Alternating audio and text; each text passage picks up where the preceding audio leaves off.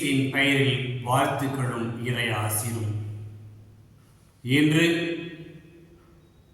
பிப்ரவரி மாதம் 2ஆம் தேதி 2025 ஆண்டவரை கோவிலில் காணிக்கையாக ஒப்புக்கொடுத்தல் விழா.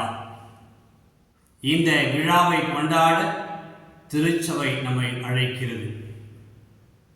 அன்பர்களே, இன்றைய லூக்கா நற்செய்தியில் இயேசுவின் பெற்றோர் குழந்தை இயேசுவை தூக்கி கொண்டு எருசலேம் கோவிலுக்கு செல்கிறார்கள்.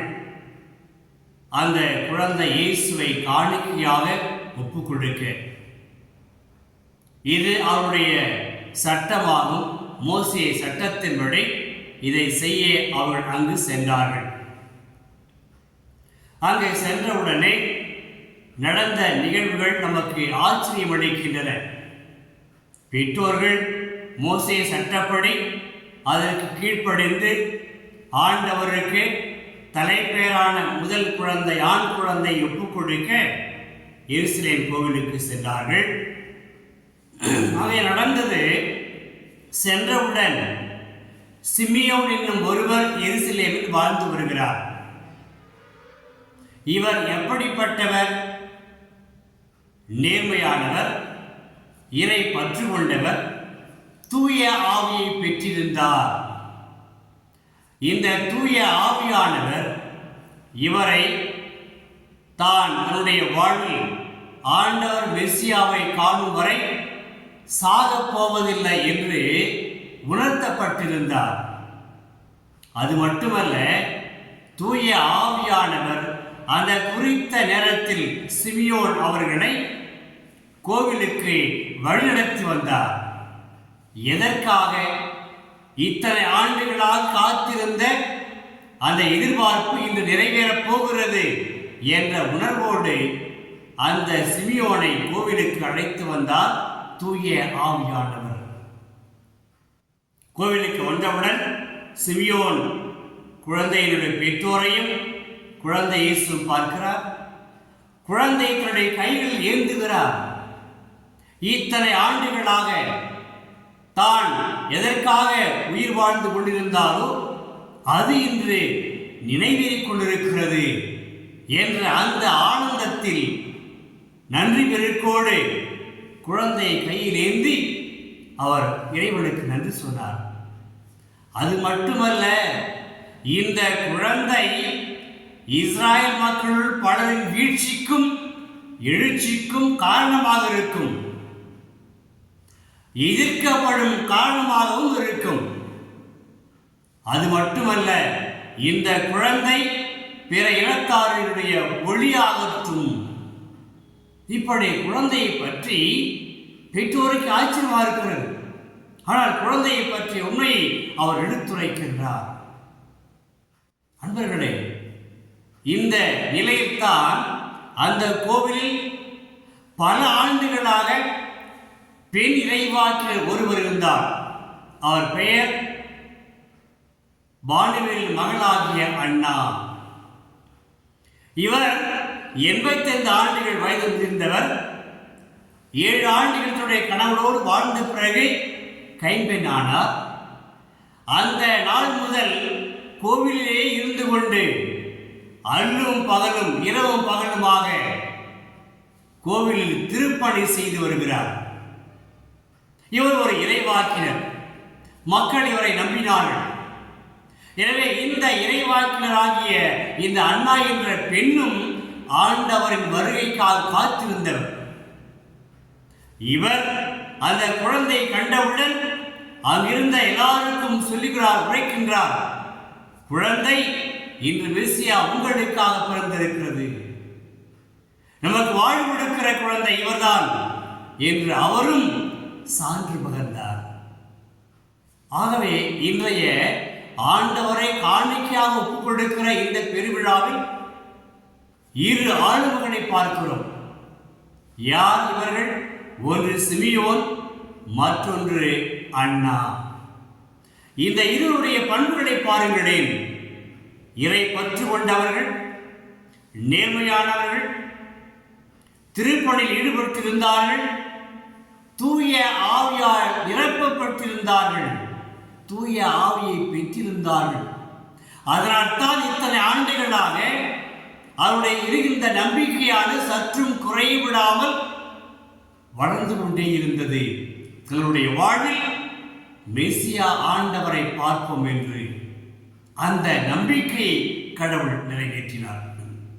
அன்றவர்களே, இன்றைய விழாவை நமக்கு உணர்த்துவது, நம்ம ஒவ்வொருவருக்கும் சொல்வது, நாம் ஆண்டவருடைய பிள்ளைகள், ஆண்டவருடைய மகள்கள், ஆண்டவருடைய மகள்கள். நாம் ஆண்டவரை எதிர்பார்த்து காத்திருக்கிறோம் ஒவ்வொரு நாளும். அதுபோல நம்முடைய வாழ்வானது நேர்மையான வாழ்வாக இருக்க வேண்டும். எல்லா நிலையிலும் மாசு மறுவற்ற சிந்தனைகள், செயல்பாடுகள், பிறருடைய வாழ்வை கெடுக்காத நல்லெண்ணங்கள் கொண்ட நம்பிக்கையாளராக திகழ வேண்டும். அடுத்ததாக, இறை பற்று கொண்ட இவர்கள் தங்கள் வாழ்வை திருப்பணிக்காக அர்ப்பணிக்கிறார்கள். திருப்பணி என்று சொல்கிற பொழுது கோவில் மட்டும் வாழ்ந்தால் போதாது, கோவிலிலும் கோவில் செயல்பாடுகளிலும் ஆன்மீக காரியங்களில் ஈடுபட வேண்டும்.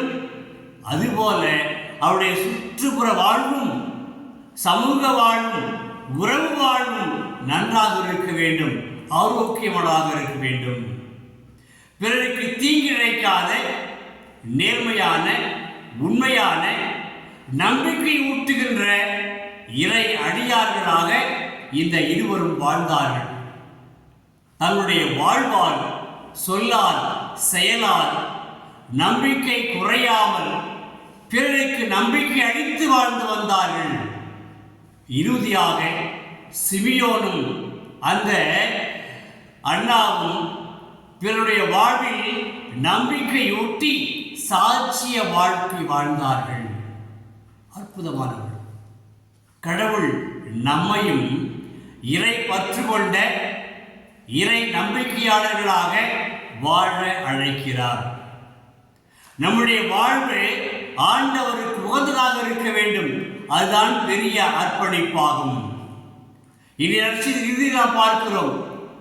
அதாவது ஆண்டவர் உடலில் வளர்ந்து வலிமை பெற்று ஞானத்தில் சிறந்து ஆண்டவருக்கு உகந்ததாய் வாழ்ந்தார். அப்ப ஒவ்வொரு நம்பிக்கையாளரும் ஆண்டவரை நீதான் எனக்கு என்று வாழுகின்ற நாம் ஒவ்வொருவரும் தூய ஆவியால் நிரப்பப்பட வேண்டும். நமது நம்பிக்கை எந்த சூழலிலும் குறைபடக்கூடாது.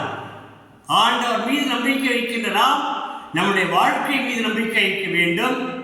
நமக்கு ஏற்றவாறு நம்முடைய செயல்பாடுகள், நம்முடைய சிந்தனைகள், நம்முடைய வார்த்தைகள், நம்முடைய உறவு முறைகள் அனைத்துமே ஆண்டவரின் ஞானத்தால் வழிநடத்தப்பட வேண்டும். அந்த வாழ்வு நமக்கும் பயனுள்ள வாழ்வாக இருக்கும், பிறருக்கும் பயனுள்ள வாழ்வாக இருக்கும். இன்றைய நற்செய்தியில் இயேசு நமக்கு இறுதியாக சொல்வது, நம்பிக்கை கொண்ட மக்களாக இருங்கள், எந்த சூழ்நிலையிலும் நம்பிக்கை இழக்காதீர்கள் என்றால், நான் உங்களின் கடவுள், உங்களோடு வாழுகின்ற கடவுள், என்னுடைய தூய ஆவியார் உங்களில் குடிகொண்டிருக்கிறார், உங்களுக்கு உணர்த்தி கொண்டே இருப்பார், உங்களுக்கு அவர் வழிகாட்டி கொண்டே இருப்பார், உங்களுக்கு ஞானத்தை கொடுத்து கொண்டே இருப்பார். உங்கள் வாழ்வு அது இயேசுவை காணிக்கையாக அர்ப்பணித்தார்களே, அதுபோல உங்கள் வாழ்வும் ஒவ்வொரு நாளும் ஆண்டவருக்கு உகந்த காணிக்கையாக இருக்க வேண்டும் என்ற அன்பு செய்தியை இயேசு நமக்கு கொடுக்கிறார். இருப்போமா? எங்களை வழிநடத்தும் இயேசுவே, உம்மை போற்றுகிறோம், வாழ்த்துகிறோம். இன்றைய நாளில் உமது பெற்றோர் உம்மை ஆண்டவருக்கு காணிக்கை ஒப்பு கொடுத்தது போல எங்களையும் நாங்கள் காணிக்கையாக்குகிறோம். எங்கள் குடும்பங்களை உம்மிடம் ஒப்படைக்கின்றோம், காணிக்கையாக்குகிறோம். நீர் அன்று உடலில் வளர்ந்து வளர்ச்சி பெற்று ஞானத்தை பெற்று நீர் சிறந்து விளங்கியது போல நாங்களும் எங்கள் வாழ்வில், எங்கள் சொல்லிலும் செயலிலும் தூய ஆவியானவருக்கு சான்று பகரவும் உமக்கு சான்று பகர்ந்து உம்முடைய அன்பு மகனாக நேர்மையான இறை பற்றுள்ள மகளாக வாழ எங்களுக்கு வரம் தாரும். இவற்றை மகன் இயேசு கிறிஸ்து வழிகிறோம் தந்தையே. ஆமேன். ஆமேன். இறைவார்த்தை விதையாக